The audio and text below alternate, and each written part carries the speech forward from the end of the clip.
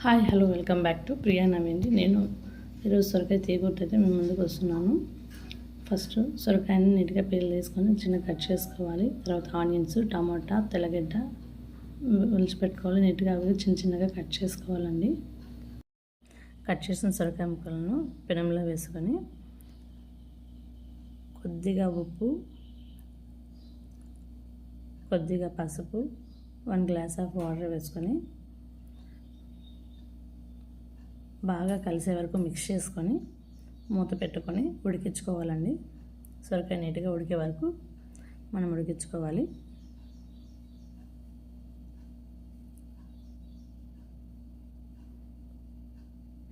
తర్వాత పక్కనే ఒక పెనం పెట్టుకొని అందులో కొద్దిగా పల్లీలు వేసుకొని లో ఫ్లేమ్లో దోరగా వేయించుకోవాలండి.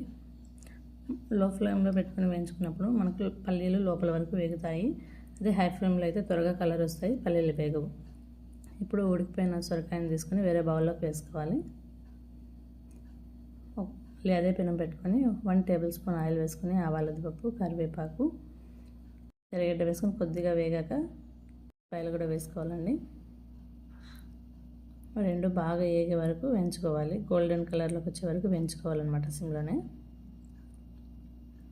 ఈ స్టెయిన్లెస్ స్టీల్ అయితే 1 టేబుల్ స్పూన్ ఆయిల్తోనే వంట అంతా అయిపోతుందండి. అదే వేరే పెనం అయితే కింద అడుగంటడం అలాంటివన్నీ జరుగుతాయి. ఇందులో అయితే అట్లంతా ఏం లేదు. తక్కువ ఆయిల్తో ఎక్కువ వంట అంటారు కదా, ఆ విధంగా అయితే ఉంటుంది. చూడండి, ఈ విధంగా కలుపుతూ వేయించుకుంటూ ఉండాలి. ఇప్పుడు టమాటాలు వేసుకొని బాగా మిక్స్ చేసుకొని ఇందులో కూడా కొద్దిగా పసుపు, ఉప్పు, జీలకర్ర పొడి. ఆయిల్లో నేను జీలకర్ర వేయలేదు కాబట్టి జీలకర్ర పొడి అయితే వేస్తున్నానండి. ఎందుకంటే పిల్లలు తినేటప్పుడు జీలకర్ర అవి నోటికి తగిలాయంటే వాళ్ళు ఊసేస్తారు. అందుకోసం జీలకర్ర పొడి వేసానంటే మొత్తం కర్రీలో మిక్స్ అయిపోతుంది కదా, అందుకోసం జీలకర్ర పొడి, కొద్దిగా పసుపు, కొద్దిగా ఉప్పు వేసుకొని బాగా మిక్స్ చేసుకోవాలి. బాగా కలుపుకొని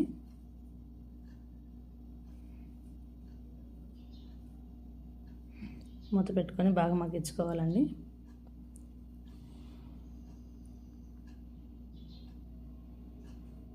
ఇప్పుడు వేయించుకున్న పల్లీలు చల్లగా అయిపోయాయి. ఇప్పుడు పొట్టు తీసి మిక్సీలో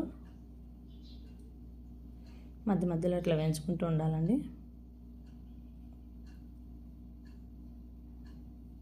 వేయించుకుంటూ ఉంటే